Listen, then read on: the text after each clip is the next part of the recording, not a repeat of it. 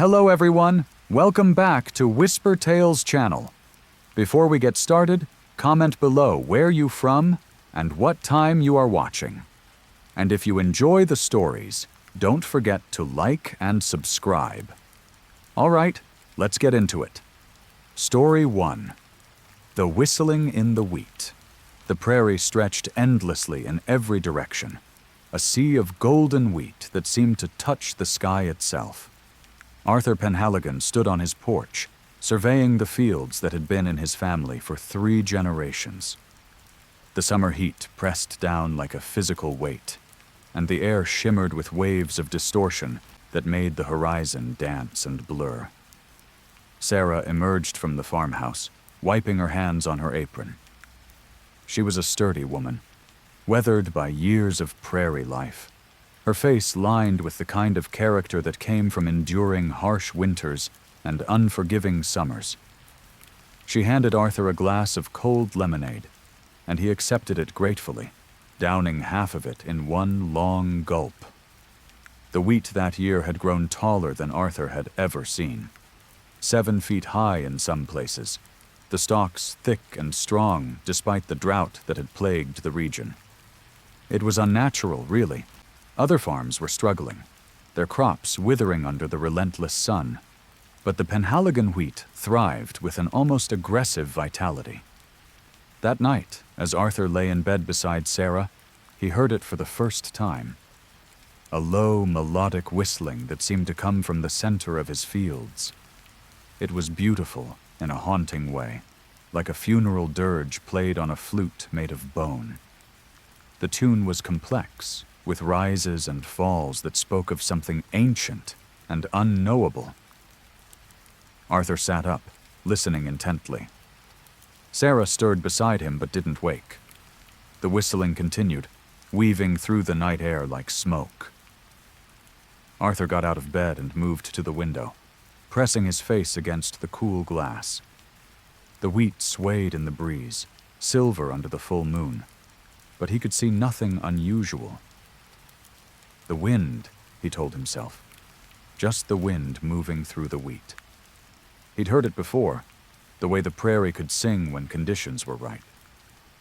He returned to bed, but sleep was elusive. The whistling continued until dawn, when it faded with the coming light. The next day, Arthur tried to shake off the unease that clung to him like morning dew. He went about his chores with his usual efficiency, checking the irrigation systems that weren't really needed this year, inspecting the wheat for signs of disease or pest damage. Everything was perfect. Too perfect. That evening, Sarah made roast chicken for dinner. They ate in companionable silence, as they often did after decades of marriage. But Arthur found himself distracted, listening for that whistling sound. As darkness fell, right on cue, it began again. This time Sarah heard it too. She paused while washing dishes, her hands still in the soapy water, her head tilted like a bird listening for predators. "Arthur," she said softly. "What is that sound?" Arthur joined her at the kitchen window, both of them staring out at the wheat fields that surrounded their home like a golden fortress. "It's just the wind," Arthur said, but his voice lacked conviction. Sarah turned to look at him, her eyes searching his face. "That's no wind, Arthur. That's something else. Something wrong."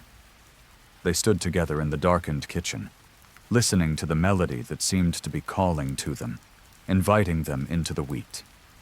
Arthur felt a pull, an inexplicable desire to go out there, to find the source of that sound. He shook his head, trying to clear it. "I'm going out there," he announced suddenly. Sarah grabbed his arm, her fingers digging in with surprising strength. "Don't," she said firmly. "Don't go out there at night. Wait until morning." Arthur looked at his wife's frightened face and nodded. She was right. Whatever it was could wait until daylight. But that night, the whistling grew louder, more insistent. It burrowed into Arthur's brain, and he dreamed of walking through endless fields of wheat that grew taller and taller until they blocked out the sun entirely. In his dream, The wheat wasn't golden, but black as pitch. And the whistling came from mouths hidden in the stalks, mouths with too many teeth. He woke in a cold sweat, his heart hammering in his chest. Beside him, Sarah was still asleep, but her face was troubled, her eyes moving rapidly beneath closed lids. She was dreaming too, and Arthur wondered if she heard the same whistling in her sleep. The next evening, Arthur could take it no more. The whistling started just as the sun touched the horizon, painting the sky in shades of orange and red that looked like blood. Without a word to Sarah, he grabbed a flashlight and headed for the door. "Where are you going?" Sarah called out, alarm clear in her voice. "I have to see what's making that sound," Arthur replied. "I have to know." Sarah followed him to the porch, wringing her hands. "Arthur, please, just wait until morning." But Arthur was already walking into the wheat, the tall stalks swallowing him almost immediately. Sarah stood on the porch, her hand over her mouth, watching as Arthur's flashlight beam bobbed and weaved through the wheat like a will-o'-the-wisp. The whistling grew louder, and she could see the wheat beginning to move, but not from any wind. There was no wind. The air was perfectly still, heavy with the weight of the coming night. The wheat parted before Arthur as he walked deeper into the field. He didn't have to push the stalks aside. They moved for him, creating a path that led straight toward the center of his property. The whistling was all around him now, coming from every direction, resonating in his bones. From the porch, Sarah saw Arthur stop suddenly. His flashlight beam held steady, pointing at something she couldn't see. Then Arthur opened his mouth, and even from this distance, Sarah could see that he was screaming. But no sound came out. His mouth was wide open in a silent shriek of terror, his body rigid. Then, impossibly, Arthur began to whistle. The same melody, the same haunting tune that had plagued them for nights. His mouth was still open in that soundless scream, but the whistling came from somewhere deep inside him, from his chest or his throat, or perhaps from somewhere that had no physical location at all. Arthur turned and began walking back toward the house. The wheat closed behind him, and Sarah saw something that made her blood freeze. The stalks weren't just moving, they were walking. Hundreds of them, thousands, moving on appendages that looked like roots but bent like legs. The wheat was alive, and it was following Arthur home. As Arthur emerged from the field, Sarah gasped and stepped backward, nearly falling off the porch. Her husband's eyes were completely black, like pools of ink, reflecting nothing. His mouth was no longer open in a scream. Instead, his lips were sewn shut with strands of wheat chaff, crisscrossing his face in a grotesque pattern. Yet the whistling continued, emanating from his throat, vibrating through the stitches. Arthur walked past Sarah without acknowledging her, moving with a strange, jerky gait that reminded her of a marionette on strings. He entered the house, and she heard him climb the stairs to their bedroom. The whistling never stopped. Sarah remained on the porch, paralyzed with horror. The wheat field stretched before her, and now she could see faces in the stalks. Human faces. Dozens of them, their features formed from leaves and chaff and grain. They were all whistling that same terrible melody, and their black eyes stared at her with hunger. She understood then what had happened. The drought had been hard on everyone, on everything. The wheat had found a way to survive, to thrive. It had learned to feed on something other than water and sunlight. It had developed a taste for something more substantial. Sarah turned and ran into the house, locking the door behind her, knowing even as she did so that locks meant nothing. She could hear Arthur upstairs, walking back and forth across the bedroom floor, still whistling. She could hear the wheat rustling outside, pressing against the house, seeking entrance. The phone was dead when she tried to call for help. The lines had been cut, Or perhaps they had never existed at all. Perhaps everything had been leading to this moment, to this night when the wheat claimed what it needed to survive another season. Sarah climbed the stairs slowly, each step an act of will. She found Arthur standing at the bedroom window, looking out at the fields. His black eyes reflected the moonlight, and the stitches across his mouth pulled tight as the whistling grew louder. He turned to look at her, and Sarah saw something moving beneath his skin, something that writhed and pushed against the surface like roots seeking soil. She backed away, but Arthur reached for her with hands that were already beginning to change, the fingers elongating and splitting into smaller tendrils.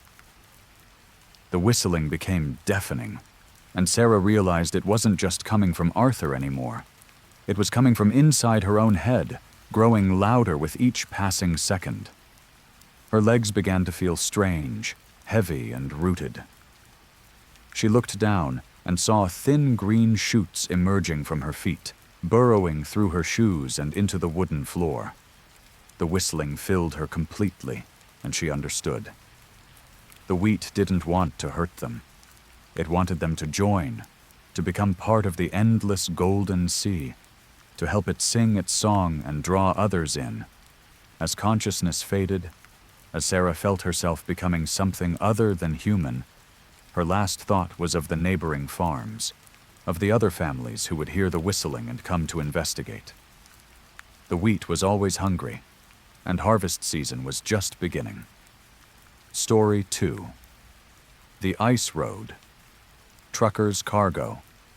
Elias Thorne had been driving ice roads for 20 years, and he thought he'd seen everything the Northwest Territories could throw at him. The extreme cold that could freeze diesel fuel solid, the whiteout conditions that made it impossible to tell where the road ended and the frozen lake began, the ice itself, groaning and cracking beneath tons of cargo, sounding like the world was breaking apart beneath your wheels. But this job was different. He'd gotten the call 3 days before Christmas from a dispatcher who identified herself only as Mother.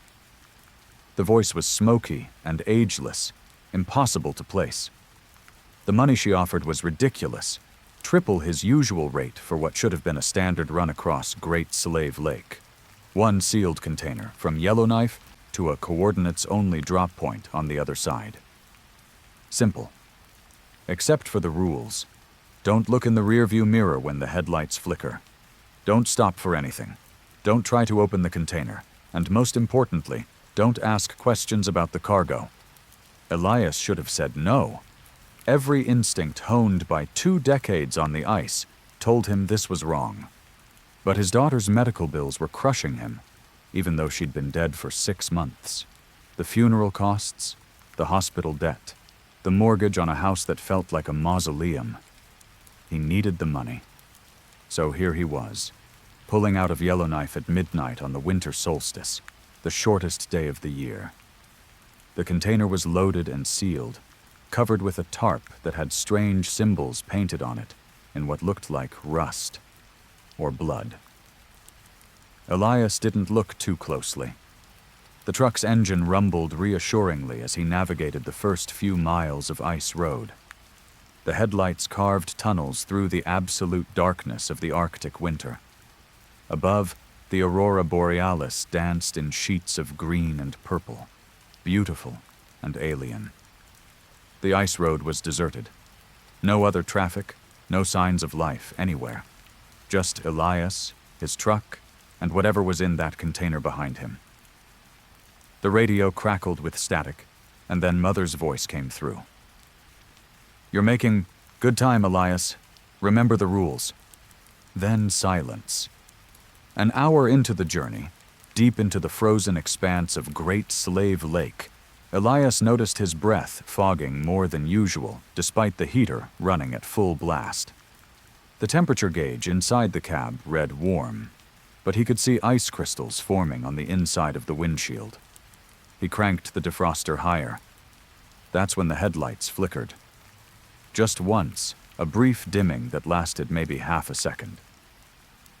Elias's hands tightened on the steering wheel, and he forced himself to keep his eyes on the ice ahead. Don't look in the rearview mirror. That was the rule. But the urge was overwhelming. His eyes wanted to dart upward to check the mirror, to see what was behind him. He gritted his teeth and focused on the road, on the GPS coordinates that showed he was barely a quarter of the way across the lake. The headlights flickered again, longer this time. In the moment of darkness, Elias heard something. A scratching sound, metal on metal, coming from inside the container. His heart rate kicked up. Cargo shifted sometimes. That was normal. Except this cargo wasn't supposed to be able to shift. It was sealed, secured, locked down tight. The scratching came again, more insistent now. It sounded like fingernails on a chalkboard, setting Elias's teeth on edge. He reached for the radio, thinking he'd call Mother, demand to know what he was hauling. But before his fingers touched the dial, all the truck's electronics died. The engine kept running, thank God. But the radio, the GPS, the dashboard lights, even the heater, everything went dark. Only the headlights remained, casting their pale beams across the endless white expanse. And in the sudden silence broken only by the engine's rumble, the scratching grew louder. Elias could hear it clearly now. Not random scratching, but deliberate, rhythmic, like someone was trying to claw their way out of the container. He thought about the rules, about the money, about getting across this lake and being done with this nightmare job. Just keep driving. Then he heard the voice. Daddy. It was barely a whisper, almost lost in the engine noise, but he heard it clear as day. His daughter's voice, his dead daughter's voice.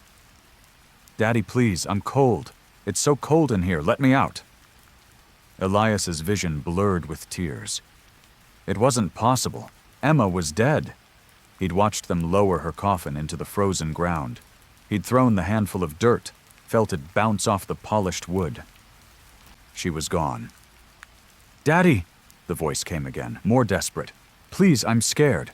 It's dark and I can't breathe and there are things in here with me. Please, Daddy, you have to let me out. The rational part of Elias's brain screamed that this was a trick, a hallucination, some kind of psychological warfare designed by whoever had hired him. But the father in him, the part that had held Emma's hand through chemotherapy, that had read her bedtime stories and kissed away her tears, that part wanted nothing more than to slam on the brakes, get out, and tear that container open. His foot actually moved toward the brake pedal before he caught himself. Don't stop for anything. If he stopped out here, in the middle of nowhere with no electronics and no way to call for help, he might never start again. The cold was that absolute, that unforgiving. The headlights flickered again, and this time they stayed off for a full 3 seconds. In the darkness, Elias saw something in his peripheral vision. A pale glow coming from behind him, from the container. When the lights came back on, the glow disappeared, but he could feel it there, pulsing in rhythm with the scratching. Daddy, Emma's voice was crying now. He's hurting me. The bad man is hurting me. Make him stop, Daddy, please make him stop. Elias was openly weeping, his hands shaking on the wheel. This was torture, exquisite and purposeful. Whoever had designed this cargo, this job, knew exactly how to break him. He accelerated, pushing the truck faster than was safe on the ice, desperate to reach the other side, to end this. The scratching became pounding. Something was slamming against the inside of the container with enough force that Elias could feel the impacts through the cab. The entire truck shuddered with each blow. Whatever was in there, it was strong, and it was getting angry. And then, Emma's voice changed. The pleading tone disappeared, replaced by something cold and ancient. Look at me, Daddy. Look at what you did to me. Look at what you let happen. Elias couldn't help himself. His eyes moved to the rearview mirror. The reflection that stared back wasn't Emma. It was him, Elias, but wrong. His reflection was rotting, flesh hanging from bone, eyes sunken and crawling with maggots. The reflection smiled, revealing teeth that had gone black and loose in putrid gums. It raised one decomposing hand and made a gesture, pointing downward. Elias tore his eyes from the mirror and looked down at himself. He was fine, solid, and alive. But when he looked back at the mirror, the rotting reflection was mouthing words. "Open the door. Open the door. Open the door." The pounding from the container reached a crescendo. The entire truck was shaking, and Elias heard metal beginning to tear. Whatever was in there was breaking out. He floored the accelerator, the engine screaming in protest, the truck fishtailing on the ice. That's when he noticed the light. Not from his headlights, but from below. The ice was glowing. He slowed down, confused and terrified, and looked out the side window at the frozen surface of the lake. Beneath the ice, illuminated by some impossible phosphorescence, were hands. Hundreds of them. Thousands, pale and bloated, pressing up against the underside of the ice. They were reaching upward, grasping, beckoning. The ice was thick, maybe 3 feet of solid frozen water, but Elias could see cracks beginning to form, spiderwebbing out from beneath the truck. The hands knew he was there. They could sense him, and they were waiting for the ice to break, for him to plunge through into the freezing water where they could pull him down into the depths, to whatever waited in the darkness at the bottom of the lake. Elias understood then. The cargo wasn't being transported. It was being fed. This was a ritual, a delivery, and he was the delivery. The headlights flickered one last time and went out completely, plunging him into darkness broken only by the glow from below, by the thousands of hands reaching up hungrily. The scratching stopped. The pounding ceased. In the sudden silence, Elias heard the ice beginning to crack beneath him, a sound like a gunshot echoing across the frozen expanse. His daughter's voice spoke one last time, but it wasn't Emma anymore. It had never been Emma. "Welcome home, Elias. We've been waiting so long for you to bring us something fresh." The ice gave way, and the truck began to sink. The last thing Elias saw before the freezing water rushed in was his rotting reflection in the rear-view mirror, still smiling, still pointing down toward the waiting hands that pulled him under. Story 3. The sap of Saint-Céline Jean-Luc Tremblay had always prided himself on being an experienced hiker. He'd tackled trails across Quebec, from Mont-Tremblant to the Laurentians, always prepared, always careful. So when he decided to explore the deep woods near the village of Saint-Selen, a place so small it barely appeared on maps, he thought it would be just another weekend adventure. The village itself was strange. Just a handful of buildings clustered around an old stone church, the kind of place where everyone seemed to know everyone, and outsiders were regarded with polite suspicion. Jean-Luc had stopped at the local general store to buy supplies and ask about trail recommendations. The elderly woman behind the counter had looked at him with rheumy eyes and said in French, "Stay on the marked paths. Don't go toward the old sugar shacks. They're not safe." Jean-Luc had thanked her for her concern and ignored her advice. He was looking for the authentic wilderness experience, not some groomed tourist trail. Now, 3 hours into his hike, Jean-Luc realized he was completely lost. The trail markers had disappeared about an hour back, and his GPS was malfunctioning, spinning uselessly no matter which direction he turned. The forest here was old, the trees massive and twisted, their branches forming a canopy so thick that the afternoon light barely penetrated. He was beginning to consider backtracking when he smelled it. Maple syrup.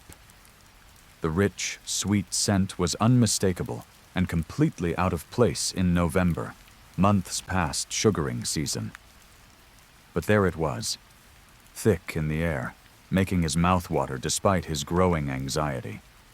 Following the smell, Jean-Luc pushed through a thicket of bare branches and found himself in a small clearing.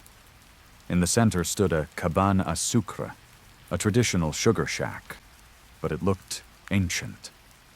The wood was weathered and dark with age, and the metal chimney was rusted orange. Smoke rose from the pipe, carrying with it that intoxicating maple scent. The door opened before Jean-Luc could knock, and a man stepped out. He was tall and lean, probably in his 60s, with a long beard and sharp eyes that seemed to take in everything at once. "Bonjour," he said warmly. "You look lost, friend. I'm Henri Vachon. Please, come in. It's cold out here."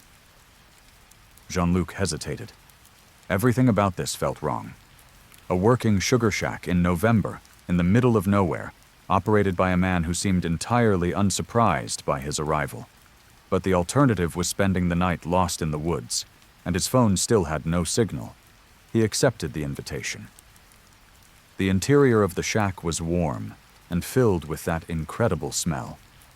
A large evaporator pan dominated the space, bubbling with dark amber liquid. Shelves lined the walls, filled with mason jars of what appeared to be maple syrup in various shades, from light gold to almost black.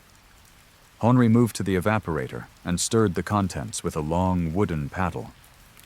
"You're just in time," Henri said. "This batch is almost ready. You must try it. It's my special recipe." He ladled some of the syrup into a small bowl and handed it to Jean-Luc along with a spoon. "Go on. Tell me what you think." Jean-Luc tasted it, and his eyes widened. It was unlike any maple syrup he'd ever had, rich and complex, with layers of flavor that seemed to unfold on his tongue. There was the expected sweetness, but also something else, something metallic and almost savory, like the umami taste of good beef broth. It was disturbing and delicious at the same time. "This is incredible," Jean-Luc said honestly. "What's your secret?" Henri smiled, his teeth very white against his dark beard. "Oh, it's all about the trees, my friend. Special trees. Would you like to see them? The sun will be setting soon, and I should check on them. You can follow me out, and I'll point you back toward the village trail." Relieved at the prospect of finding his way back, Jean-Luc agreed. He followed Henri out a back door he hadn't noticed before, and they walked into a part of the forest that somehow felt even older than the rest.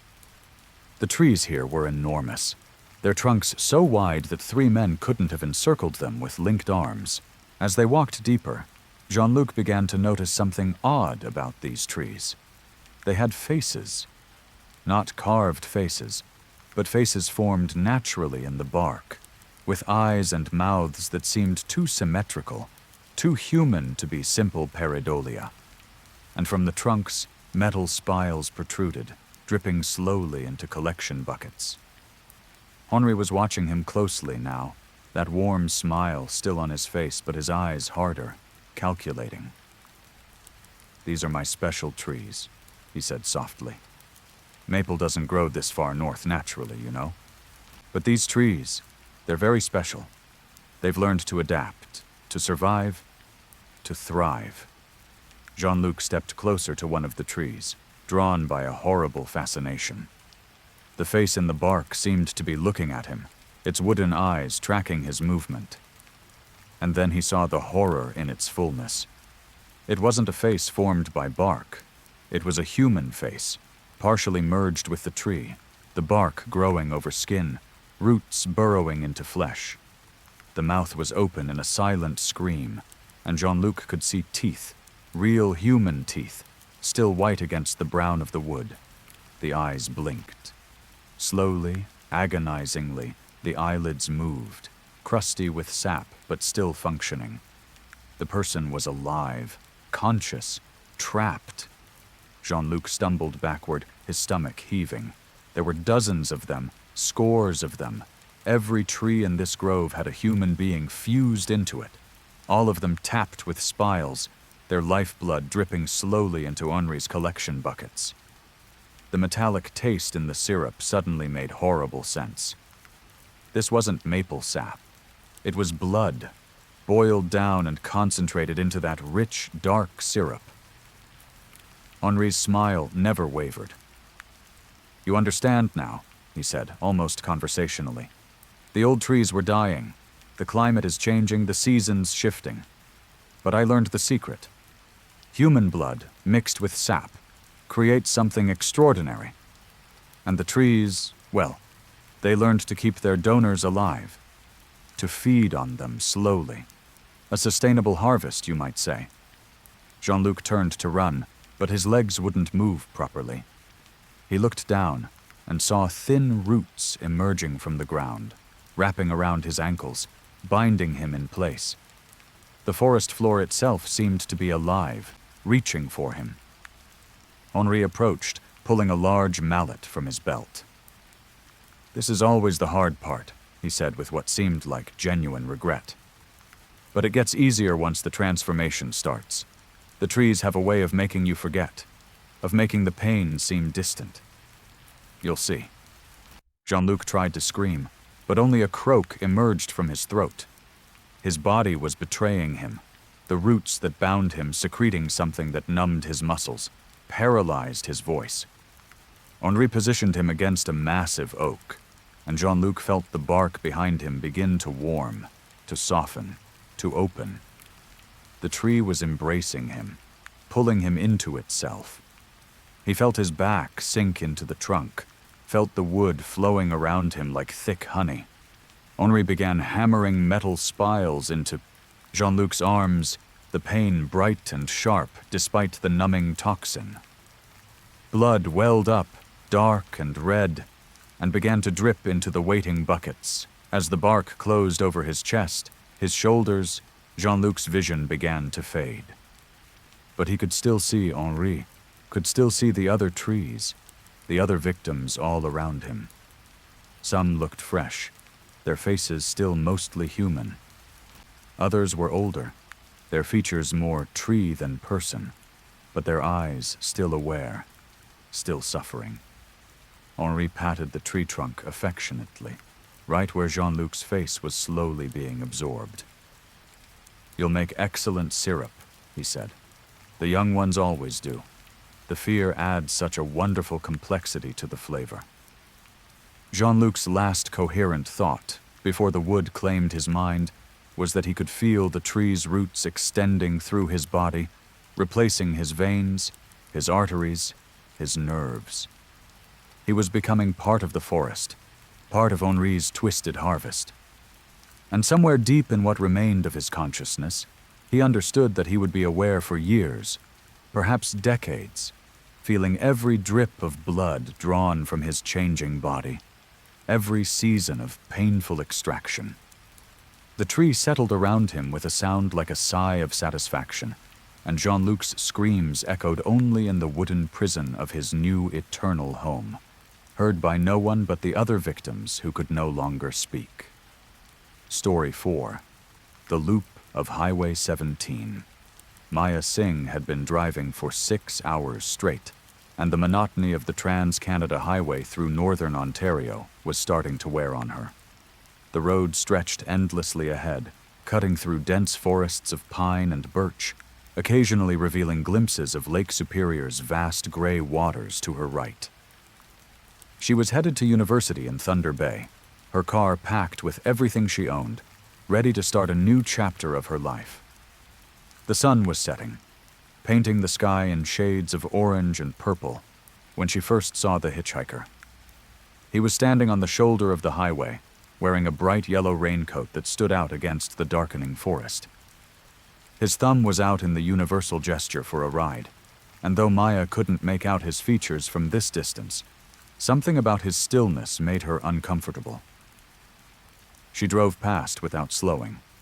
Her parents had drilled into her the dangers of picking up strangers, especially out here where the distance between towns could be measured in hours.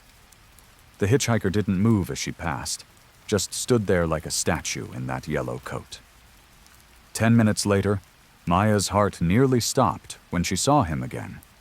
The same yellow raincoat, the same pose, thumb out, standing on the exact same stretch of highway, Except that was impossible. She'd been driving at 100 kilometers per hour. There was no way he could have gotten ahead of her. Maybe it's a different person, she told herself, trying to rationalize it. Maybe yellow raincoats were common around here. But deep down, she knew. The coat had the same tear on the left sleeve. The way he stood was identical, weight on one leg, head tilted at precisely the same angle. This time, Maya accelerated, pushing her aging Honda to 120. The engine protested, but she didn't care. She needed to put distance between herself and whoever or whatever that was.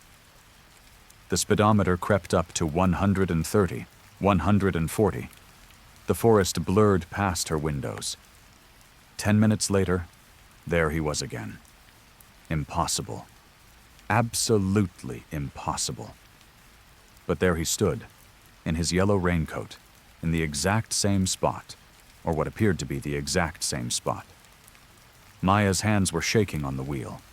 The rational part of her mind insisted there had to be an explanation, but that part was getting quieter with each impossible sighting. She grabbed her phone, thinking she'd call the police, report something strange. But she had no signal. Of course she didn't. This was northern Ontario, where cell coverage was more myth than reality. She was alone with this impossibility. The fourth time she passed him, he was closer to the road. Not by much, maybe a foot or two, but definitely closer to the white line. And this time, as she sped past at 140 kilometers per hour, his head turned to follow her car. She caught a glimpse of his face in her rearview mirror, or what should have been his face. Instead, there was just a blur, like a photograph taken while the camera was moving, a smudge where features should have been. Maya's breath came in short gasps.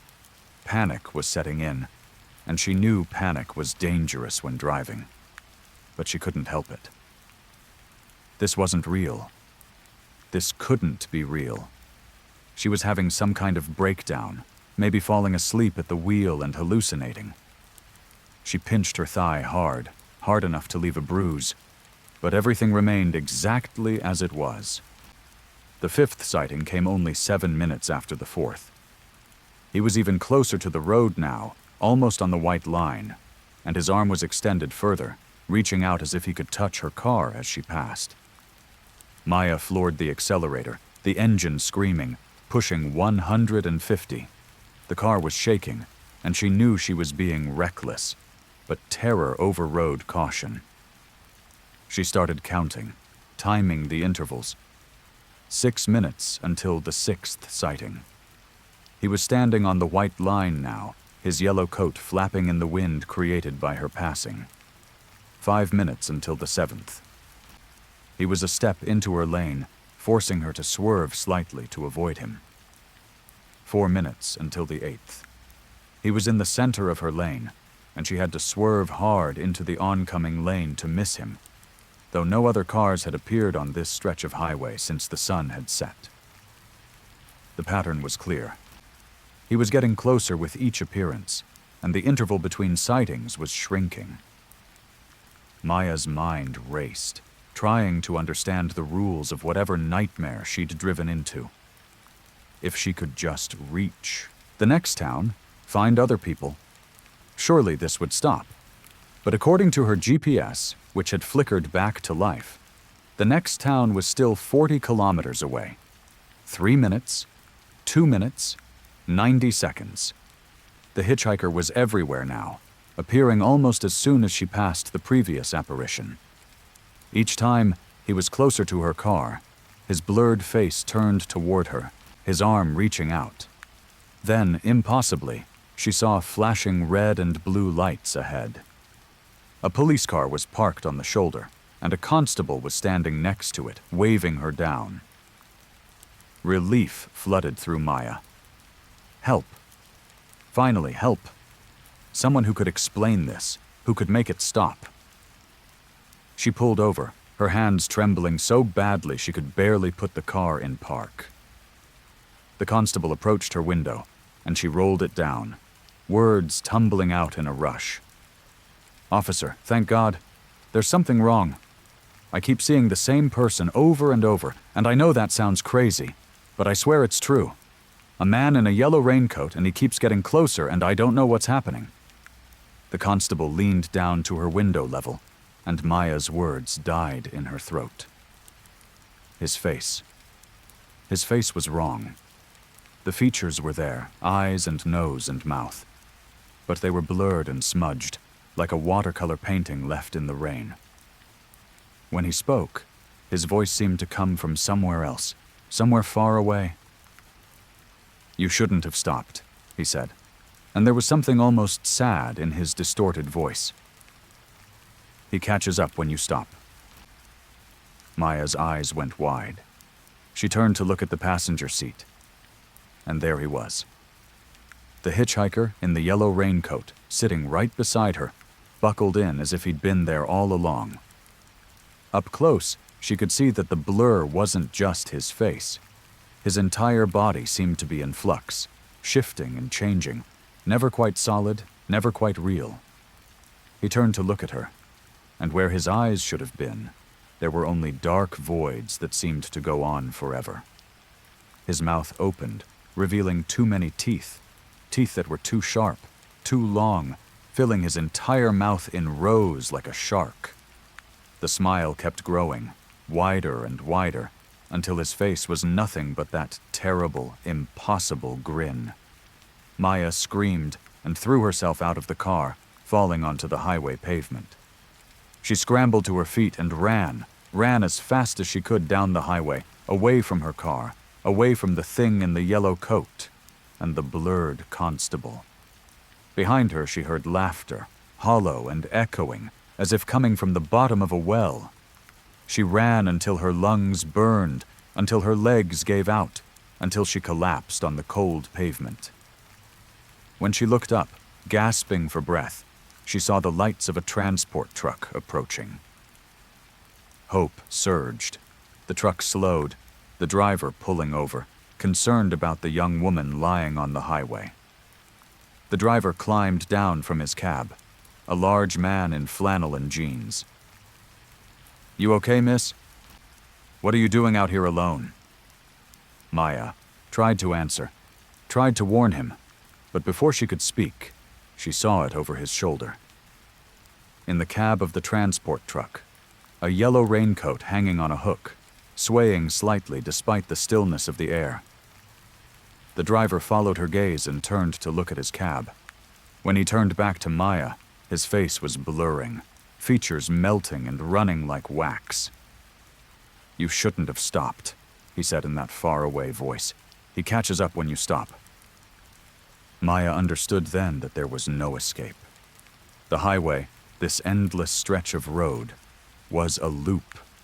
She was caught in it, and the thing in the yellow coat would keep appearing, keep getting closer, until finally it caught her.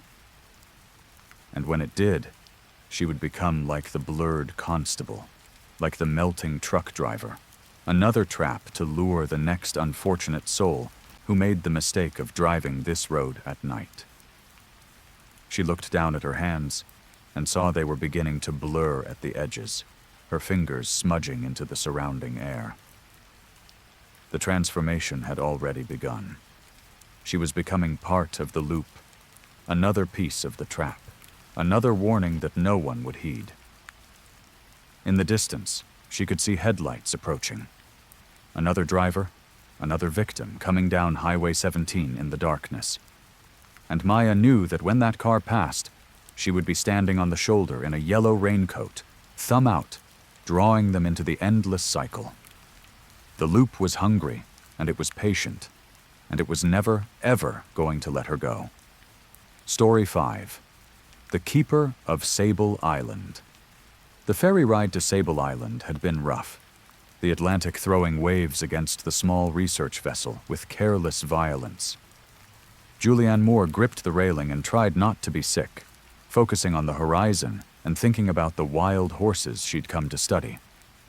Sable Island was famous for them, over 500 horses living completely free on this narrow crescent of sand dunes and beach grass, 40 kilometers long and barely a kilometer wide at its widest point, sitting alone in the cold waters 160 kilometers southeast of Halifax. The island emerged from the fog like a ghost, low and gray and mysterious. They called it the graveyard of the Atlantic. Over 350 shipwrecks littered the waters around it, vessels drawn to their doom by the island's hidden sandbars and treacherous currents. Julianne had read the histories, knew the stories of sailors who had survived wrecks only to die on the island, unable to be rescued in time. Some said their ghosts still walked the beaches, searching for salvation that would never come. Waiting on the dock was old man Silas, the lighthouse keeper. He was ancient, or at least looked it, his face so weathered and lined that it resembled driftwood. His eyes were pale blue, almost colorless, and they fixed on Julianne with an intensity that made her uncomfortable. "Welcome to Sable," he said in a voice that creaked like rusted hinges. "I hope you're prepared for what you'll find here." Julianne laughed, trying to lighten the mood. "I've been studying equine behavior for 15 years, Mr. Silas. I think I can handle a few wild horses." Silas didn't smile. He just picked up her bags and started walking toward the old lighthouse station, where she would be staying in the keeper's cottage. The horses appeared that first afternoon, magnificent and eerie in the swirling fog.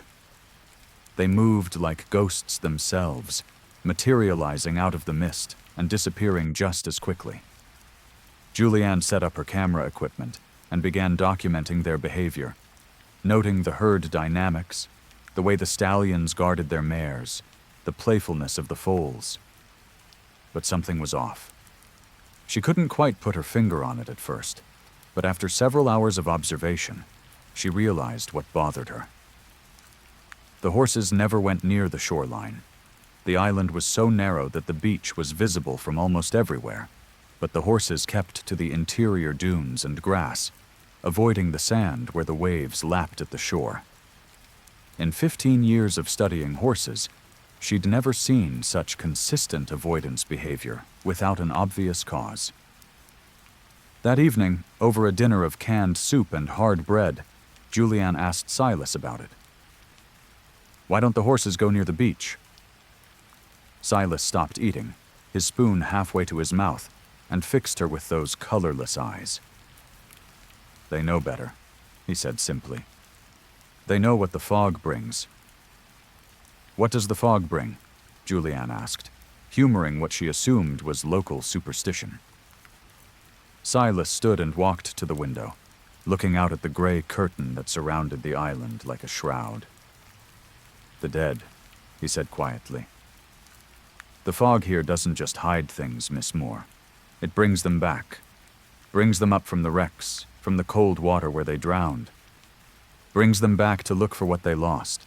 For life, for warmth, for bodies that still work." Julianne forced a smile. "That's quite a story, Mr. Silas. Very atmospheric. But I think I'll be fine. I'm a scientist, not a believer in ghost stories." Silas turned from the window and looked at her with something that might have been pity. "Everyone says that," he replied. "At first." That night, Julianne lay in the narrow bed in the keeper's cottage, listening to the wind howl and the waves crash against the shore. The fog had grown thicker as darkness fell, pressing against the windows like something alive. She was almost asleep when she heard it. A bell, tolling slowly, rhythmically from somewhere out in the fog. A ship's bell, she realized, marking time or warning of danger. She got up and went to the window, pressing her face against the cold glass. The fog was so thick she could barely see 10 feet beyond the cottage. But she could hear more sounds now. Creaking wood, canvas flapping, and voices, faint and distant, calling to each other in languages she couldn't identify. In the morning, Julianne mentioned the sounds to Silas. He nodded, as if this was expected. "It's starting," he said. The fog is thick enough now. They'll be coming ashore tonight. You should stay inside. Lock the doors. Don't look out the windows no matter what you hear. Julianne was getting annoyed with the old man's cryptic warnings and ghost stories. She was a scientist, here to study horses, not to indulge in local folklore. She spent the day with her cameras, documenting the herds, noting that they seemed more agitated than before, moving in tight groups, the stallions whistling warnings. As darkness fell again, the fog rolled in even thicker. Julianne could hear the bell again, and more sounds. Footsteps crunching on sand, wet, dragging sounds like something heavy being pulled across the beach. Against Silas's advice, against her own better judgment, she went to the window and looked out. At first she saw nothing but gray fog. Then, slowly, shapes began to emerge. Human shapes, walking up from the beach toward the lighthouse. There were dozens of them, maybe hundreds, moving with a strange, lurching gait. As they came closer, Julianne's scientific mind tried to categorize what she was seeing. These weren't ghosts in any traditional sense. These were physical bodies, solid and real. But they were wrong. So terribly wrong. Bloated from weeks or months in the cold Atlantic, their skin pale and waxy, their clothes hanging in rotting tatters. Some were missing limbs, torn away in the violence of shipwrecks. Others had faces eaten away by fish and crabs. But they all walked with purpose, moving steadily toward the light of the cottage, toward warmth, toward life. One of them got close enough that Julianne could see its face clearly, or what had been its face. The eyes were gone, just empty sockets, but somehow it could see her. It opened its mouth, and black water poured out, but it was trying to speak. "Help me," it gurgled. So cold, so cold. Julianne stumbled backward from the window, her heart hammering. This couldn't be real. It had to be some kind of shared hallucination, something in the water or the air on this isolated island. But the footsteps were real enough, surrounding the cottage now, and the door handle was turning, being tested by hands that no longer had any right to move. She ran to find Silas, bursting into his room without knocking. He was sitting in a chair by his own window, calmly watching the approaching figures. "They come every night when the fog is thick enough," he explained without turning around. "The ones who drowned here, the ones whose bodies were never recovered. The ocean gives them back to the island for a little while. They're looking for something. Someone." "What do they want?" Julianne demanded, her voice shaking. Silas finally turned to look at her, and she saw something in his pale eyes that made her blood freeze. "They want bodies that still work," he said. "Bodies that aren't rotted and ruined. Bodies that can keep them warm and alive." Before Julianne could respond, Silas stood and walked to the door. He unlocked it and pulled it open. The dripping, bloated figures crowded forward, and Julianne saw that they weren't attacking him. They were greeting him, like old friends, like family. Silas turned back to her, and as he did, his hands went to his neck, to a seam she'd never noticed before. With a wet, tearing sound, he began to unzip his own skin, peeling it downward like a wetsuit. Beneath the skin of old man Silas was something else, something that had been dead for a very long time, preserved by the cold Atlantic water, animated by something Julianne's scientific mind refused to accept. "I've been waiting," the thing that had been Silas said, its voice no longer creaky but liquid, filled with seawater. "Waiting for someone young and healthy, someone whose body still works properly. This one," he gestured to the Silas skin he'd shed, "lasted almost 50 years. But it's worn out now. Time for a new one." The dead sailors crowded into the cottage, and Julianne ran. She burst out the back door and sprinted into the fog-shrouded night, the wet footsteps pursuing her. She ran toward the interior of the island, where the horses were, thinking somehow they could save her. But when she found them, the horses were standing in a circle, and in the center of that circle was something else. Something that had been on the island far longer than the horses, longer than the lighthouse, longer than the first ships had wrecked on these shores. It was massive and ancient, its form constantly shifting in the fog, sometimes human, sometimes something else entirely. The horses weren't avoiding the beach out of fear of the drowned sailors. They were herding inward, staying near this thing, because it protected them from being claimed. The entity spoke without words, directly into Julianne's mind. The island takes what it wants. The sailors, the horses, the keepers, all are bound to the sand and the fog. You came here. You stepped onto sacred ground. Now you belong to Sable. Julianne felt her legs going numb, felt roots of fog and sand working their way up through her feet, binding her to the island. The pursuing sailors were closing in, and the thing that had been Silas was at the front, holding up the empty skin like an offering. As consciousness faded, as Julianne felt something else beginning to wear her body like a costume, her last thought was of the next researcher who would come to study the horses, who would be met at the dock by a young woman with haunted eyes, warning them about the fog, about the things it brought back from the deep.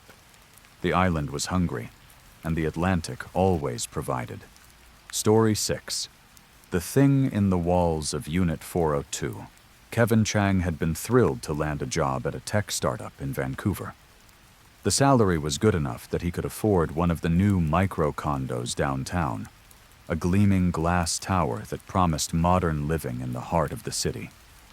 The unit was tiny, barely 300 square feet, but it was his. Murphy bed that folded out from the wall, a kitchenette, a small bathroom, and a floor-to-ceiling window that looked out over the city. He moved in on a rainy Thursday, which was redundant in Vancouver, where it rained approximately 300 days a year. The constant moisture was something Kevin would have to get used to, coming from the dry interior of British Columbia. But the rain was part of the city's character, people said. It was what made everything so green, so alive. The first week was fine. Kevin settled into his new job, explored the city, made friends with his co-workers. Then, on the 8th day, he noticed the damp spot on his wall. It was near the window, about the size of a dinner plate. The drywall darkened with moisture. Kevin touched it, and his finger came away wet. He called building maintenance. The building manager, Mr. Halloway, came up to inspect it. Mr. Halloway was a thin man with thinning hair and a perpetual look of barely concealed irritation. He pressed his hand against the damp spot, poked at the drywall, and shook his head. "It's just settling," he said dismissively. "New building, things shift. Give it a few days to dry out." But it didn't dry out. The damp spot grew larger, and a darker stain began to appear within it. Mold, Kevin realized with disgust. Black mold, spreading across his expensive new wall. He scrubbed it with bleach, following the instructions he found online. The mold disappeared for a day, then came back darker and thicker than before. Kevin called Mr. Halloway again. The building manager seemed annoyed at being bothered a second time. He looked at the mold, frowned, and said he'd send someone to treat it. A cleaning crew came the next day, suited up like they were handling hazardous waste. They scrubbed and treated and sealed the wall with some kind of chemical treatment that made Kevin's eyes water. That night, Kevin went to bed thinking the problem was solved. He pulled his Murphy bed down from the wall and fell asleep to the sound of rain pattering against his window. He woke at 3 a.m. with the sense that something was wrong. The rain had stopped, and the room was absolutely silent. Too silent. He could usually hear his neighbors through the thin walls, the occasional flush of a toilet or thud of footsteps. But now there was nothing. He turned on the light and looked at the wall. The mold was back, but this time it had formed a shape. A human silhouette, arms and legs and head, like a crude chalk outline from a crime scene. Kevin's skin crawled. Mold didn't grow in patterns like that. It couldn't. This had to be someone's idea of a sick joke. He grabbed his phone and took pictures, planning to show them to Mr. Halloway in the morning. But when he reviewed the photos, the silhouette wasn't visible. The wall looked normal, just slightly discolored. Kevin looked from his phone to the wall and back again. The silhouette was clearly visible to his naked eye, but not through his camera lens. Sleep was impossible. Kevin sat on his folded-up bed, watching the wall, half convinced he was losing his mind. As dawn broke and gray light filtered through his window, the silhouette faded, becoming just another patch of discolored drywall. At work, Kevin was useless, unable to concentrate. His coworker Stacy noticed and asked if he was okay. Kevin almost told her about the mold, but stopped himself. How crazy would he sound? There's mold in my apartment that forms human shapes, but only at night, and doesn't show up in photographs. Yeah, that would go over well. That evening, Kevin decided to take a scientific approach. He set up his laptop to record video of the wall while he slept. If something was happening, he'd have proof. He positioned the camera to capture the entire wall, started recording, and got into bed. He slept fitfully, troubled by dreams of drowning in dark water. He woke several times, always at odd hours. 2:23, 3:47, 4:15. Each time, he looked at the wall and saw the silhouette, darker and more defined than before. By 5 in the morning, it looked almost three-dimensional, like it was raised from the wall rather than drawn on it. When full daylight came and the shape faded again, Kevin rushed to his laptop. He scrubbed through the video footage, his heart pounding. For the first few hours, nothing happened. The wall remained blank. Then, around 2 in the morning on the timestamp, the mold began to move. Not grow. Move.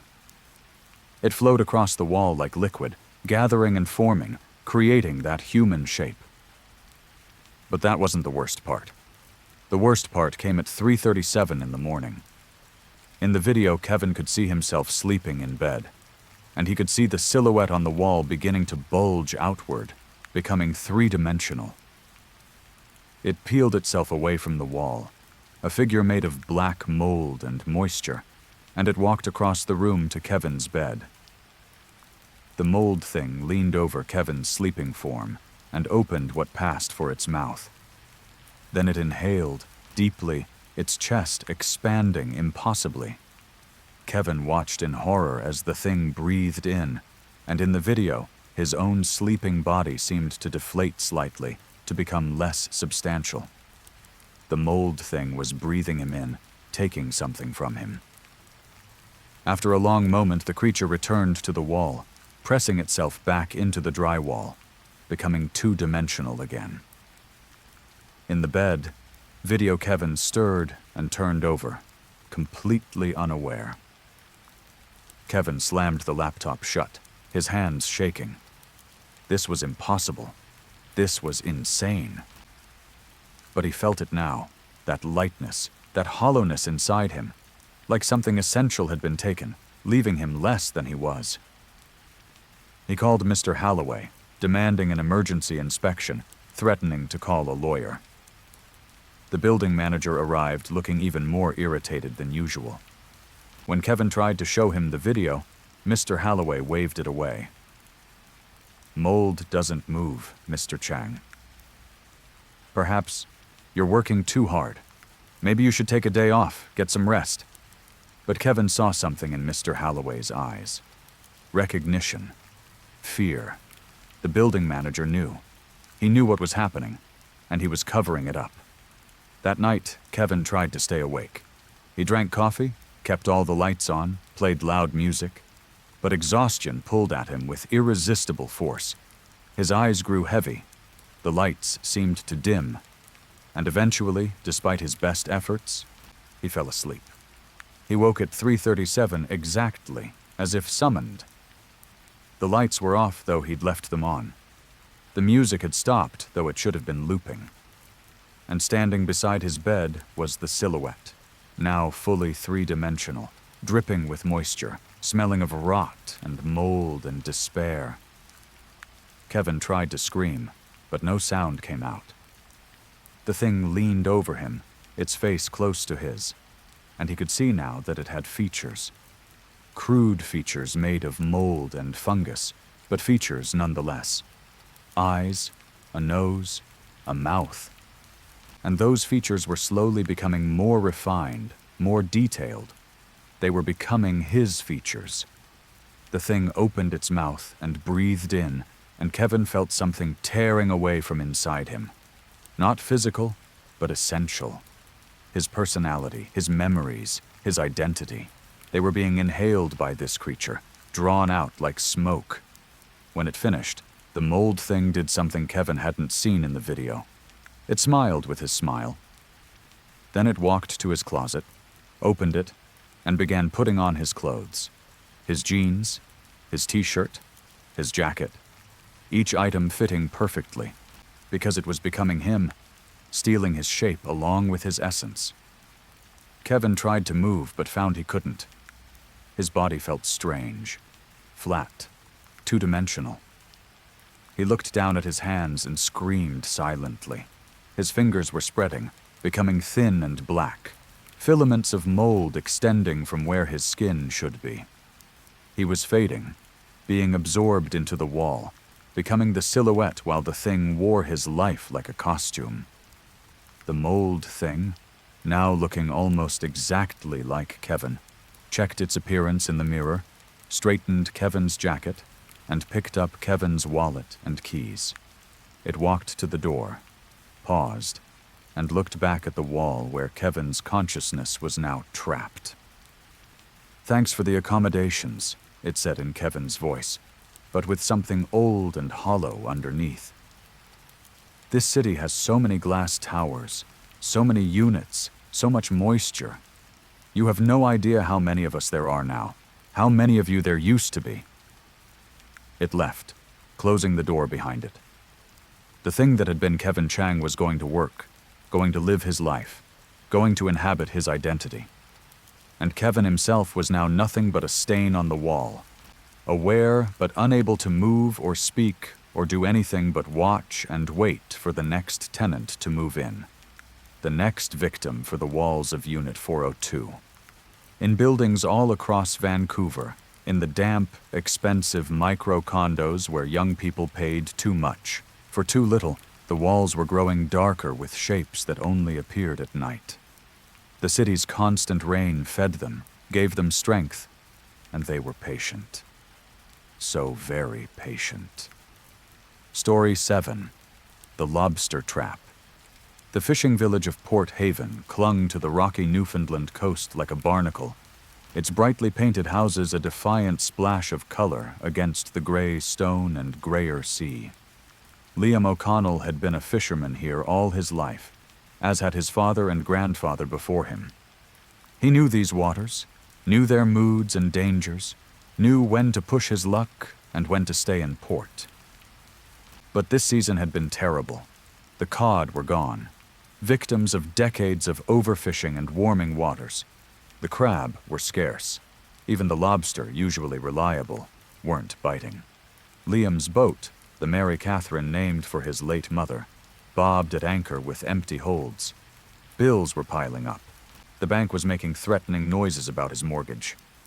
So when Liam checked his traps one foggy morning and found one impossibly heavy, hope surged in his chest.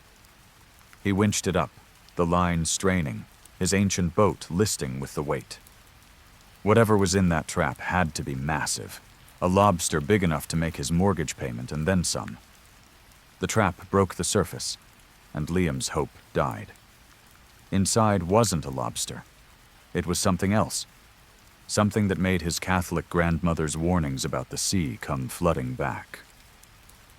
The thing in his trap was roughly child-sized, pale as milk, and covered in what looked like translucent scales. It had 4 limbs, if you could call them that, webbed and tipped with black claws. The head was wrong, too large and elongated, with eyes that had no whites, just black from edge to edge. Gills fluttered on its neck. When it saw Liam, it hissed, showing rows of needle teeth, and tried to shrink away from the sunlight. Liam should have thrown it back. Every instinct he had screamed at him to cut the trap loose and gun his boat for shore. But he was a desperate man, and desperate men make stupid choices. This thing, whatever it was, had to be worth money. A museum would pay for it. Scientists would study it. He could sell it for enough to save his house, his boat, his life. He tied a tarp over the trap, blocking out the sun that seemed to pain the creature. It calmed once the light was gone, its hissing subsiding into a kind of clicking sound. Liam motored back to shore, his mind already calculating how to keep the thing alive until he could find a buyer. He brought the trap to his shed, a weathered structure at the end of his property that backed onto the rocks above the sea. He set up a kiddie pool he found in his garage, filled it with seawater, and carefully transferred the creature. It seemed more comfortable in the water, though it occasionally lifted its head above the surface to breathe air. Liam called everyone he could think of. The university in St. John's, marine research centers, even cryptozoology groups he found online. He sent photos. Most people thought it was a hoax. A few were interested but wanted to wait until morning to drive out. Liam agreed, giddy with the prospect of money, of salvation. That night, the fog rolled in, thick, gray, smelling of salt and rot and something else, something old and wrong. Liam sat in his kitchen, keeping watch on the shed through the window, making sure no one tried to steal his find. The creature in the pool was silent now, just floating, its black eyes reflecting the single bulb hanging from the shed's ceiling.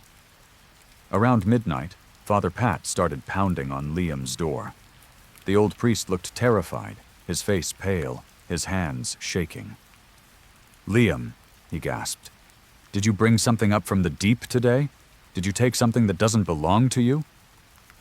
Liam felt a chill run down his spine. How did Father Pat know? No one had seen him bring in the trap except old Mrs. Doyle, and she was half blind. "It's just some kind of fish," he lied. "Nothing to worry about." Father Pat grabbed Liam's shirt, pulling him close. The priest's breath smelled of whiskey and fear. "You have to throw it back," he hissed. "Right now before she comes for it. Liam, I'm begging you. The old stories, the ones we're not supposed to talk about, they're true. There are things in the deep places, old things, and we don't take their children." Liam pulled away, irritated. "Father, you're drunk. Go home and sleep it off. I've got buyers coming in the morning. I'm not throwing away my chance at keeping my house." Father Pat looked at him with profound sadness. "Then God help us all," he said, and disappeared into the fog. Liam locked his door and went back to watching the shed. The fog pressed against his windows now, so thick he could barely see the building just 20 meters away. The single bulb inside became a hazy glow, like a lighthouse seen from miles at sea. That's when he heard it. A sound from the ocean, deep and resonant, like a ship's horn but organic, alive. It vibrated through the ground, rattling his windows, making his teeth ache. The creature in the shed began clicking frantically, its voice rising to a shriek. Liam went to his door and opened it. The fog was like a wall, cold and wet and wrong. He could hear the sea now, but it sounded too close. The waves were crashing much louder than they should, given how far back from the shore his house sat. He grabbed a flashlight and walked toward the sound. The fog parted reluctantly as he moved through it, closing behind him like a curtain. When he reached the edge of his property, where the rocky shore should have been 20 feet below, Liam's flashlight beam showed him an impossibility. The ocean level had risen. Not a normal rise, not a storm surge. The water was at the edge of his yard, lapping at the grass, and it was still coming up. In the water, things moved. Thousands of things. The beam of his flashlight reflected off hard shells, off chitinous armor, off claws and antennae. Lobsters, crabs, every crustacean in the Atlantic seemed to be crawling up onto the land, moving with unified purpose toward his house, toward his shed, toward the thing he had trapped. Liam ran back inside, locked the door, and grabbed his phone to call the police. No signal. The landline was dead, too. He was alone with the rising sea and whatever was coming for him. The clicking outside grew louder. He looked out the window and saw them covering his lawn, his driveway, his truck. A seething carpet of claws and shells, moving inexorably forward. They covered the shed, and he heard the metal groaning, buckling under their combined weight. Then came that sound again, that horn from the deep, closer now. And Liam saw something rising from the sea, something so massive that it blocked out the fog-shrouded moon. A claw, easily the size of a minivan, rising into the air, dripping with seawater and kelp. It came down on his shed, crushing it like a tin can, and when it lifted again, the creature from the trap was gone, plucked free by something that loved it. Liam backed away from the window, his mind fracturing. This wasn't real. This couldn't be real. But the front of his house exploded inward as that massive claw reached for him. He tried to run, to hide, but there was nowhere to go. The claw closed around his waist with surprising gentleness, lifting him into the air. As he was pulled out into the fog, Liam caught a glimpse of what held him. A mother, impossibly huge, ancient beyond reckoning. She had given birth in the trenches miles below the surface, where no light ever reached. She had lost a child, and a stupid human had taken it. The last thing Liam felt was the cold embrace of the Atlantic as she pulled him down, down into the crushing depths where pressure would compact his bones and freeze his blood. Around him, thousands of her children followed, clicking their approval. The sea took care of its own, and it punished those who forgot that the deep places were not for human hands. Port Haven woke the next morning to find Liam's house torn apart, a path of destruction leading straight into the sea. Liam himself was never found. The official explanation was a rogue wave, an impossibility given the weather, but people pretended to believe it. They had to. The alternative was too terrible. Father Pat said prayers for Liam's soul, but in his heart he knew. The old stories were true. They had always been true. And in the deep places, in the trenches and canyons of the Atlantic, ancient things still ruled, and woe to any human who forgot their place. Story 8. The Gold of Deadman's Creek. Frank McGregor, called Red for the color of his hair and beard, had come to the Yukon with dreams that gleamed like gold. It was 1898, and the Klondike Gold Rush was in full swing. Thousands of men were pouring into the territory, chasing rumors and dreams, willing to die for the chance at striking it rich. Red had partnered with Thomas Finch, a quiet man from Soich, Ontario, who claimed to have experience in mining. Together they'd spent months working claims that paid out just enough to keep them going, to keep the dream alive. They were running out of time and money when they met the old Tlingit man in a Dawson City saloon. The man was ancient, his face a map of wrinkles, his eyes milky with cataracts. He leaned close, smelling of smoke and fish oil, and told them about Deadman's Creek.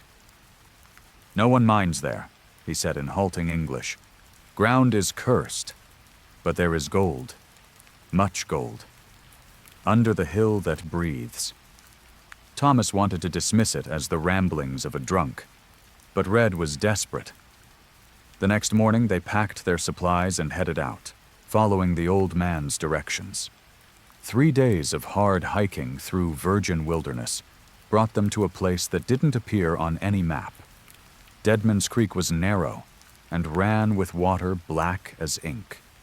The trees around it were stunted and twisted, and no birds sang in their branches. The hill rose above the creek, bare stone that did indeed seem to swell and contract ever so slightly, like slow breathing.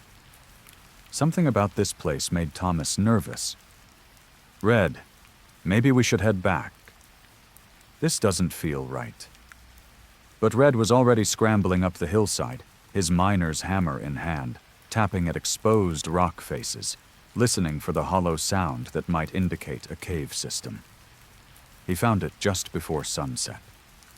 A narrow opening, barely wide enough for a man to squeeze through, exhaling warm air that smelled of minerals and something else, something organic and rotten. Red lit his lantern and peered inside. The light reflected off something that sparkled. Gold. Veins of it running through the walls like lightning frozen in stone. More gold than Red had ever imagined, enough to make them both rich beyond their wildest dreams. He whooped with joy, the sound echoing in the cave, and Thomas reluctantly followed him inside. The cave widened after the initial squeeze, opening into a chamber large enough to stand in. The walls glittered with gold in the lantern light, beautiful and hypnotic. Red set down his pack and immediately began attacking the nearest vein with his pickaxe, while Thomas explored further back. "Thomas," Red called excitedly, "this rock is so soft. It's like digging through clay. We'll extract a fortune before nightfall."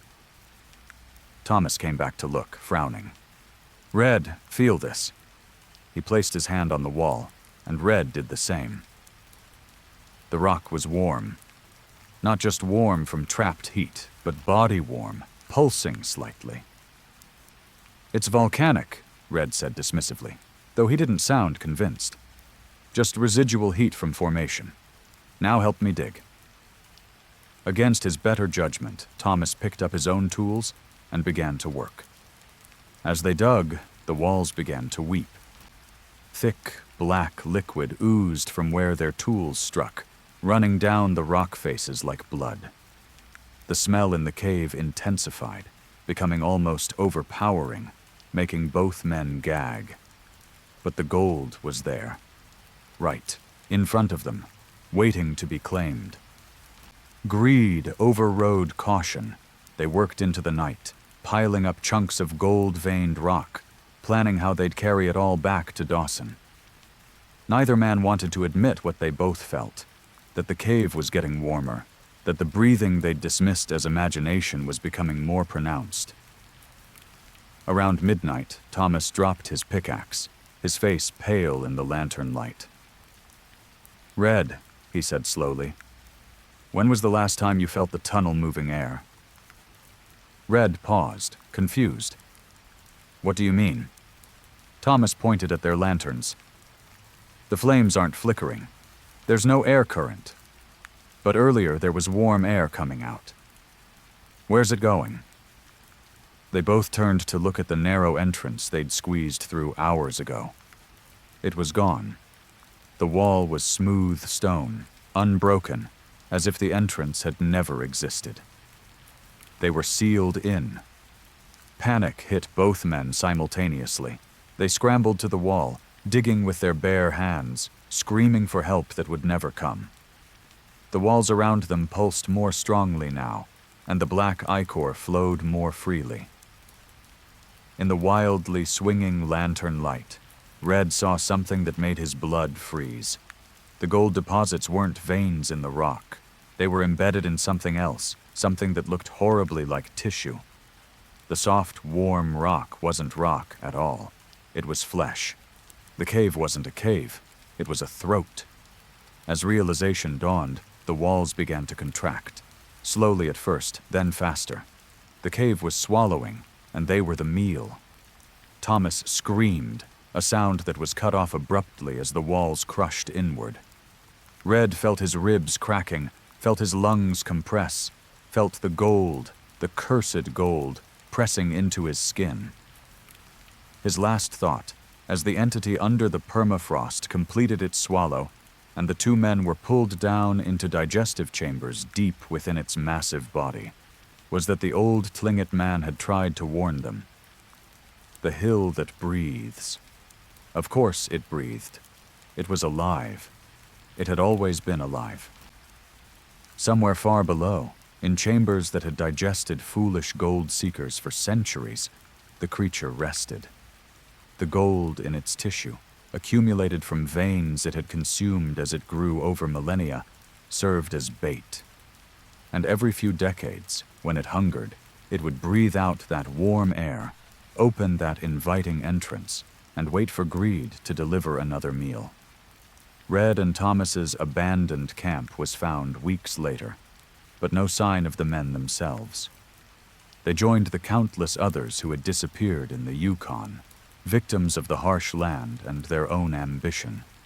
But sometimes, hikers in that area report finding a hill of bare stone that seems to breathe, that exhales warm air carrying the scent of gold and rot. The smart ones turn away. The desperate ones, the ones who need just one big score, they climb the hill and find the cave. And the old thing beneath the permafrost is patient, always hungry, always waiting. Story 9. The Elevator to Nowhere. Sophie Gagnon loved the Montreal underground city. The réseau was a marvel. 32 kilometers of interconnected shopping centers, metro stations, and office buildings, all accessible without ever stepping into the harsh Quebec winter. She could live her entire life down here if she wanted to, shopping, eating, working, all in climate-controlled comfort. It was late, past 10 on a Thursday evening. Sophie had been shopping, losing track of time as she browsed boutiques and bookstores. Now, loaded with bags, she realized she'd missed her usual metro train. The underground corridors were mostly empty now, the shops closed, their security grates pulled down. The fluorescent lights hummed overhead, casting everything in a harsh, clinical glow. Sophie navigated through the maze of corridors, heading for Place des Arts station. But somewhere, she took a wrong turn. The passages all looked similar down here, especially in the older sections. She found herself in a part of the réseau she didn't recognize, the walls tiled in faded beige, the floor scuffed and worn. She spotted an elevator and decided to head up to street level, get her bearings from above. The elevator door opened smoothly, revealing a surprisingly pristine car with polished brass fixtures and a full-length mirror on the back wall. Sophie stepped inside and pressed the button marked Street Level. The doors closed, and the elevator descended. Sophie frowned. That was wrong. She'd pressed up, not down. She pressed the button again, more firmly. The elevator continued downward, the numbers above the door counting down. Sublevel 1, Sublevel 2, Sublevel 3. These weren't standard réseau levels. The system only went a few stories down. Sophie jabbed at the door open button repeatedly. Nothing happened. The elevator kept descending, picking up speed. Sublevel 10, Sublevel 15, Sublevel 20. This was impossible. They weren't even deep enough for this. Sophie pulled out her phone. No signal, of course. The elevator finally slowed after what felt like 20 minutes of descent. The counter above the door had stopped at sublevel 142, which was absurd. That would be hundreds of meters underground, well below the bedrock that Montreal was built on. The doors opened with a cheerful ding. Sophie didn't move. She stood frozen, staring out at what lay beyond the elevator. It was a mall, or something that resembled a mall, the same layout as Place Ville-Marie above, with its concourses and shops and skylights. Except everything was wrong. The floor wasn't tile or polished concrete. It was pink and white, slightly moist, with the texture of raw meat. The walls had the same texture, and they moved slightly, pulsing with rhythmic contractions. The skylights above showed not sky, but darkness, absolute and total, occasionally broken by movement, by things that slithered past just on the other side of the membrane. The shops were still there, their displays visible through storefront windows. But the mannequins in the clothing stores weren't fiberglass. They were actual preserved corpses, dressed in current fashions, positioned in scenes of shopping and dining and everyday life. Their skin was yellowed and leathery, their eyes sunken, but the preservation was perfect, almost as if they'd been plasticinated, turned into anatomical displays. Sophie backed into the elevator, frantically pressing buttons. None of them worked. The elevator seemed to have turned itself off, the lights dimming to emergency levels. Through the open doors, she could see movement in the corpse mall. The mannequins were shifting, their heads turning slowly to look at the elevator, at the source of warmth and life that had descended into their domain. A figure walked into view, pushing a maintenance cart. A janitor, dressed in the familiar gray uniform of Resso staff. He was mopping the meat floor with something dark and viscous, humming tunelessly to himself. When he saw Sophie, he stopped and smiled. His name tag read, Maintenance. "Welcome," he said in French, his voice echoing strangely. "We don't get many visitors down here anymore, not living ones anyway." He reached out and pressed a button on the wall outside the elevator, and somewhere far above, Sophie heard a grinding sound. "What is this place?" Sophie managed to ask, her voice shaking. The janitor gestured expansively at the horrible mall around them. "This is what feeds the city above," he explained matter-of-factly. "Every city needs a foundation. Montreal's foundation just happens to be alive. Hungry? The underground city isn't built on bedrock, you see. It's built on the back of something very old, something that was here long before the French arrived, before the Iroquois, before humans at all." Sophie didn't understand, didn't want to understand. She just wanted to go home, to her apartment in Plateau Mont-Royal, to her cat and her bed and her normal life. "I want to leave," she said. "Please, just let me leave." The janitor shook his head sadly. "You pressed the button," he said. "You called the elevator. Once you descend this far, the city needs you, needs your body, your biomass. Everything gets recycled down here. It's very efficient, very green." He laughed at his own joke. The ceiling above began to open, pulling apart with a wet, tearing sound. Sophie looked up and saw that the darkness beyond the membrane wasn't empty. It was a mouth. A massive mouth lined with things that might have been teeth or might have been bones from previous meals. The entire underground city was a feeding trough, and she was standing in the center of it. The janitor calmly pressed the call button again, and the ceiling mouth dilated wider, preparing to feed. Sophie tried to run out of the elevator, but her feet were stuck. The meat floor had grown around her shoes, holding her in place. She screamed, but down here, hundreds of meters below the streets where people walked and shopped and lived their lives, no one could hear her. As the mouth descended, as the teeth bones began their grinding work, Sophie's last sight was of the janitor, still mopping, still humming, maintaining the feeding trough for the thing that lived beneath Montreal. The city above would never know. They would walk through the Resso every day, shopping and eating and traveling, never realizing what was below, what kept the tunnels clear and warm.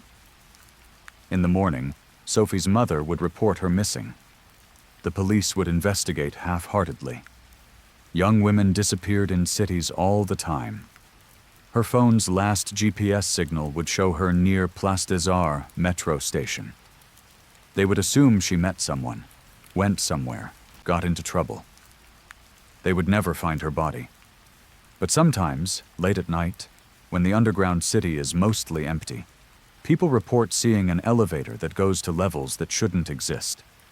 Smart people ignore it, take the stairs.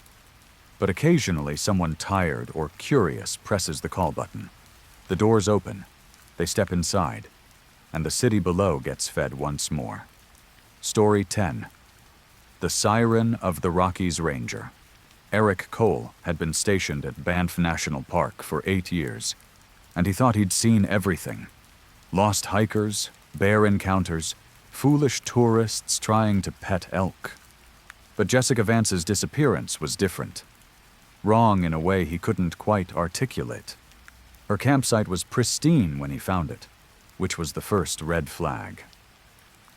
The tent was zipped closed from the inside, her sleeping bag neatly arranged, her hiking boots placed side by side at the entrance. Her backpack was packed, her food properly stored in a bear canister. Everything suggested she was still there, had just stepped away for a moment. Except she was gone. The second red flag was her car, still in the parking area, keys on the driver's seat. Her wallet was there too, her phone, everything. No one went hiking in the Canadian Rockies without supplies. It was early October, and night temperatures were already dropping below freezing. Eric found her camera on the ground near the tent, partially hidden in grass. The memory card was still inside. He took it back to the ranger station and pulled up the photos on his computer. Mostly typical tourist shots.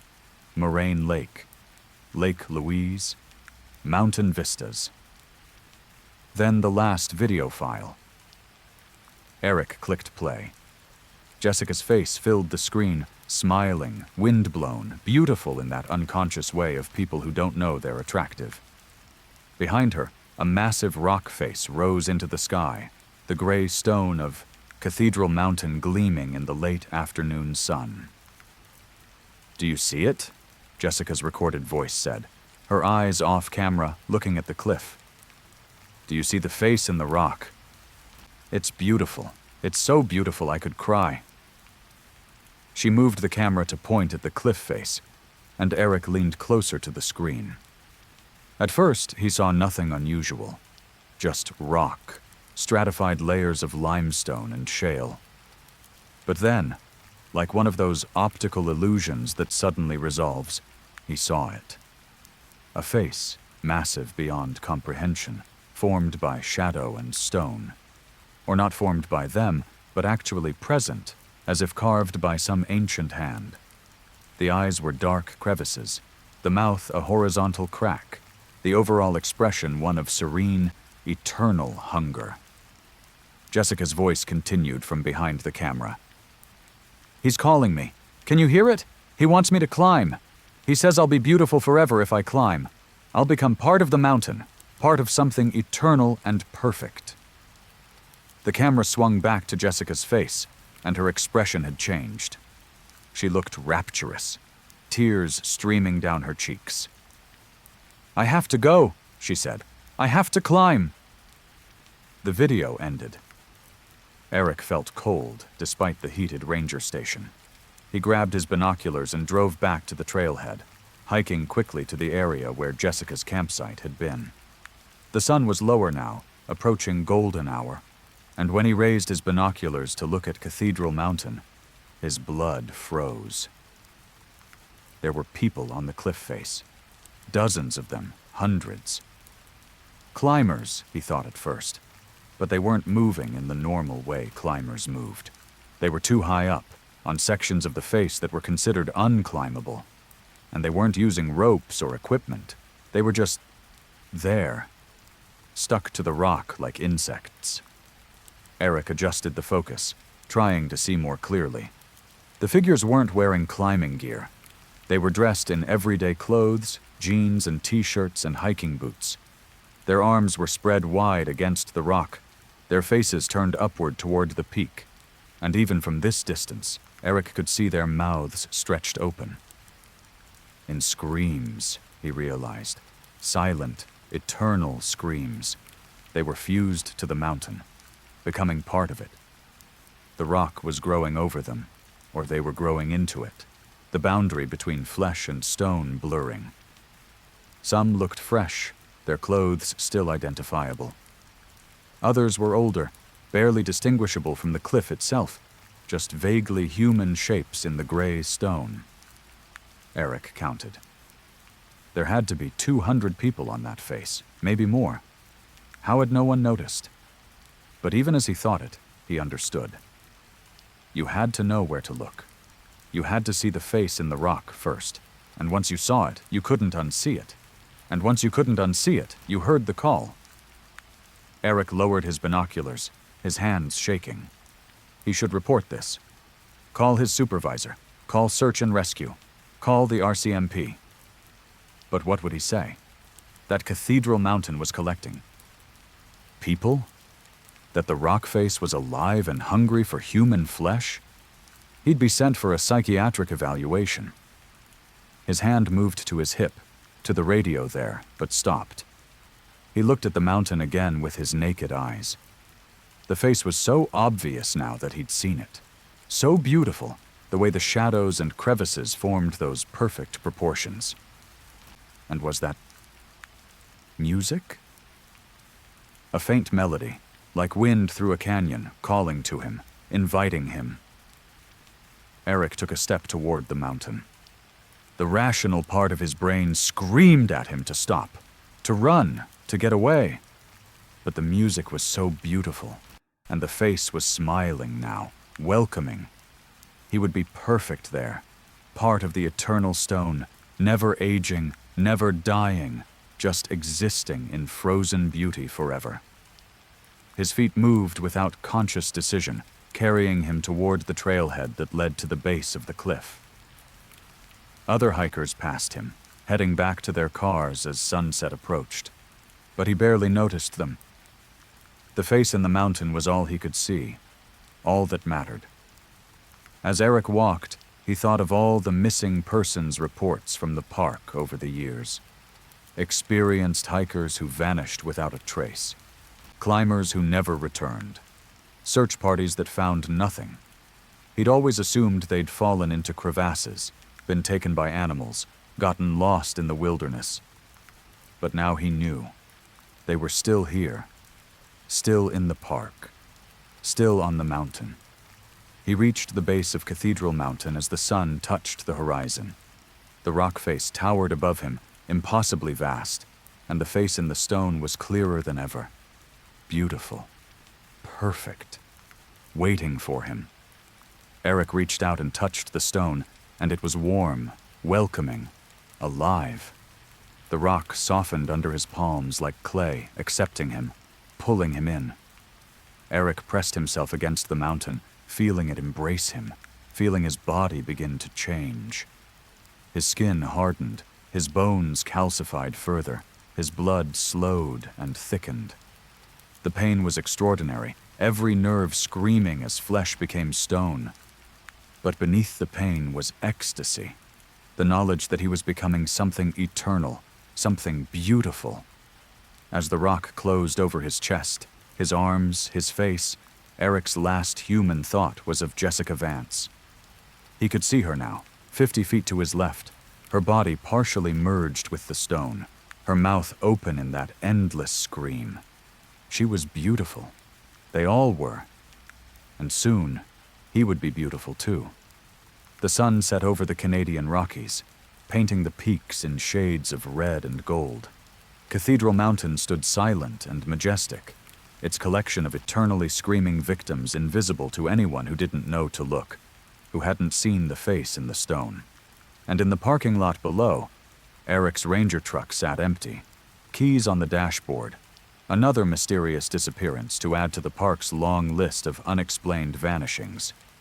In the morning, a new ranger would start her shift, would investigate Eric's abandoned vehicle, would eventually find his camera with its last photo showing the face in Cathedral Mountain.